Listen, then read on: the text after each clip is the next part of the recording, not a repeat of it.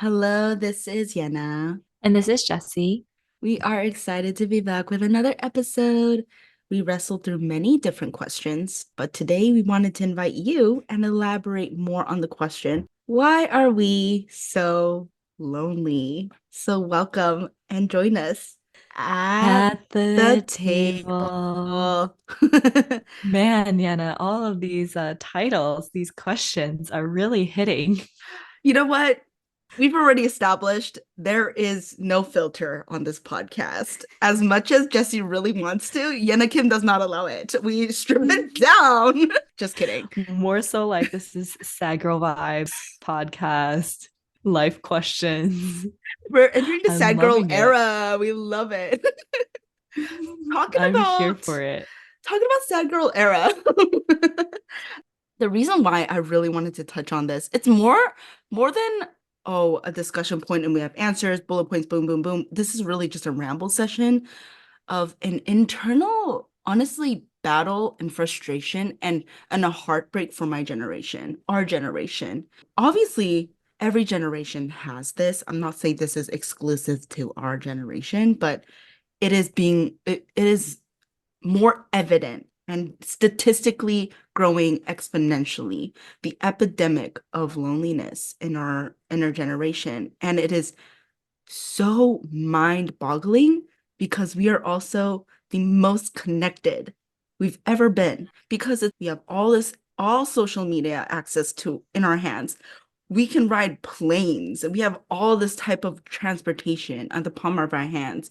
Especially in the US, we have so many different things we can go to. Cooking classes, Zumba, gym, we have ceramic classes. There are just so many things in the palm of our hands that we can go to. We have college, we have high school, public school. But why are we so alone? Hmm. I always wonder your pause. Sorry, I just saw Yana and she just Glitch never here. mind. She was frozen. Uh, I always wonder why did God bring the pandemic during this time for this reason, for a reason? Mm, I'm like, it's so interesting that already we're such a disconnected generation, a lonely generation. And then on top of that, you throw in COVID, you just magnified everything. Even in school systems, attendance is low, like we said in a couple episodes ago. Kids are struggling socially, and that's the next generation that is being built up. And so I'm just wondering, man, that's not looking too great. But then at the same time, I'm like, oh, but is a revival happening? Because I can feel it coming too. So, mm, but yes, mm.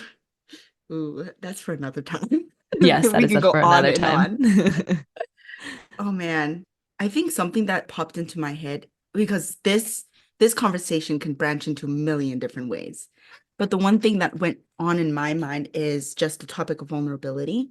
I know a lot of our episodes we talked about how we need to be vulnerable, we need to show up, we need to be present, we need to blah blah blah blah blah. That is, yes, I stand by that still, and I want to encourage it so much. But also on the flip side, are we also allowing others to be vulnerable?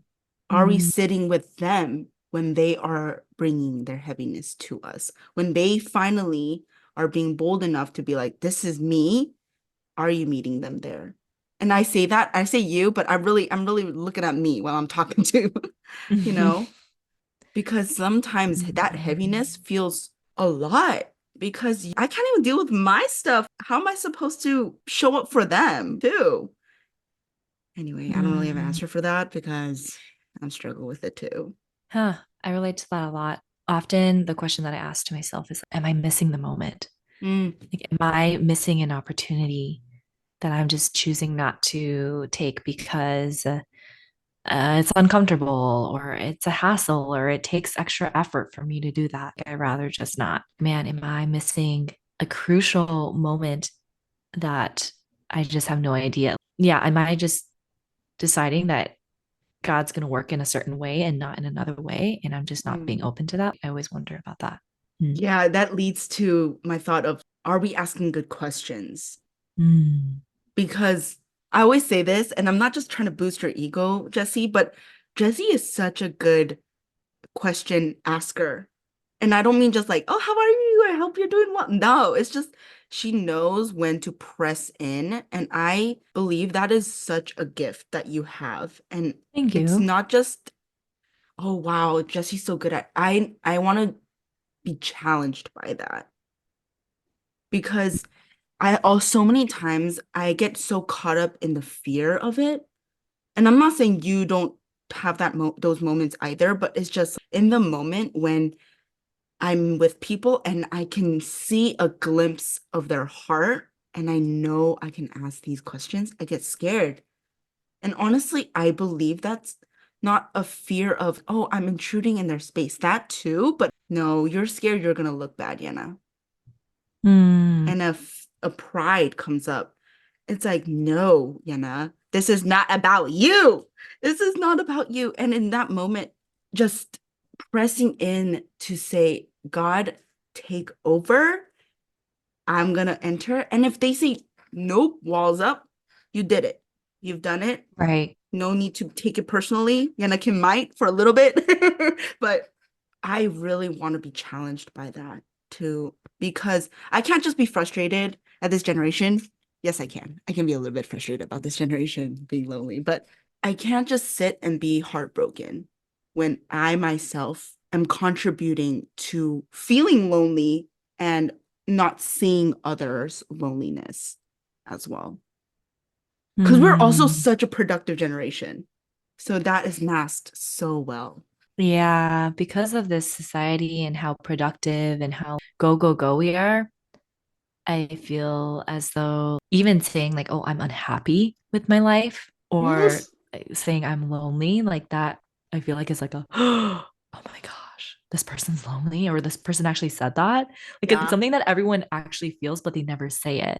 And so Hmm. when someone says it, it's like, dun, dun, dun. And I'm, people don't know what to do about it. They're like, oh yeah. my gosh, I'm so sorry. And you're like, no, Like, sorry. Yeah, sorry you're feeling that way. oh, sorry. How can Let I me go. support you? I support you from afar. I'll pray for you in my room, maybe. But Instead of yeah, being like, me too. yeah. And not just me too, pressing and saying, let's talk about it. Hmm. Yeah, I appreciate you giving me a shout out there, but I think as you were sharing, I'm also feeling convicted because I think that's something that Mm, I'm good at with people that I trust and people that I want to do that with. true. Now, when it comes to my coworkers, when it comes to people in the church that I don't know well, or even strangers, if Mm, God's tugging at it, I don't press in too much. And so it's very much pick and choose. And I feel very convicted because I don't think I'm interruptible for whoever God's tugging at me mm. to press into. So feeling very challenged right now. I like that you said that. I think that's should be our generation's prayer request, that we become an interruptible generation. Mm, for We sure. we are too comfortable. We are too comfortable with being sad and lonely. We And like coping. and coping. I know this is not a call out episode, but somehow it became. But one, calling myself out too, is that I pray that I am an interruptible, good listener who asks good questions. And I'm not Mm. afraid to say, I am just as broken, if not more broken than you. And it's not a competition. I'm just saying, therefore, we have nothing, no competition. This is us. And therefore, I want to hold your hand. Convicted. I'm going to go pray now because apparently I need to go cry. Something that's running through my head is okay, what does that look like, or what could that look like? Because something that I immediately thought of was when someone brings up something, that boldness to immediately pray for them on the spot. That's something that my mom has been really, really consistent and good at. I'm like, oh yeah, like it's now a given that she prays for me every time we finish a call. And wow, even if I'm not going through anything crazy, she Mm, still creates a routine where that is a norm. And I'm like, wow, I need to do that too. Instead of saying, mm, I'll be praying for you or I'll be thinking about you, praying for them on the spot. That requires vulnerability on both parts for that so person to true receive that prayer in that moment, but for you to also like put down your walls and pray out loud with for that that person. person. Why Yeah. is it that I struggle with that so much? Because and I'm exposing myself, but there has been too many times where I know God wanted me to not say, I will pray for you, is I want to pray for you now. Hmm. It's not, I will pray for you. Can I pray for you? I think praying for each other out loud needs to become more of a norm in a church and praying Amen. together as a community. Because Mm. remember just 2 years ago when we went to mission, it was such a big deal for us to walk up to the front and receive prayer. Oh my gosh. Now I'm Yes. like, oh my goodness, what is the big deal? Just walk up Look there up and and receive. pray. But then every time we walk up there at the end of service, we're coming back with major tears in our eyes. Literally snot running down. Yeah, yeah, Yo. yeah. At this point, I gave up wearing makeup to church, you know? No need. Like actually. Oh man, so many things to think about. Talk and think about. All of those. Yeah.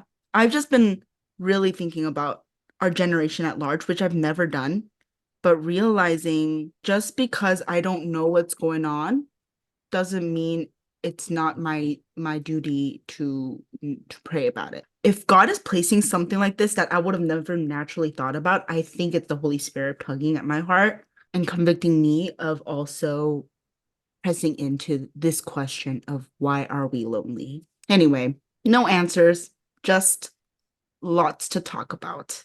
But also, I think eventually, well, we'll definitely need to record another episode, but being okay with sitting in the presence of just me I because I don't.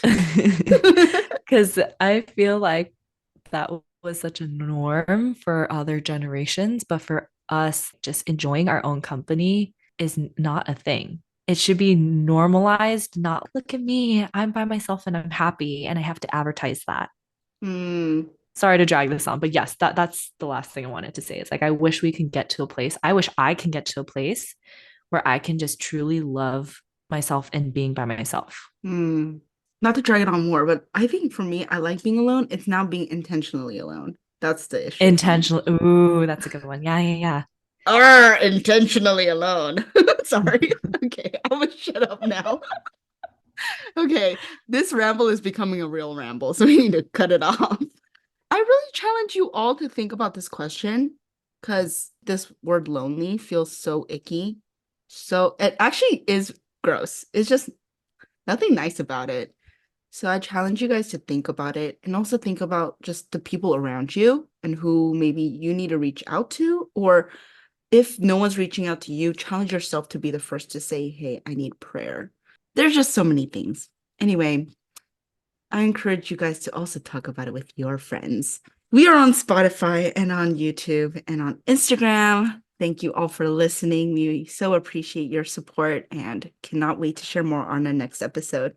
Until then, Bye. bye.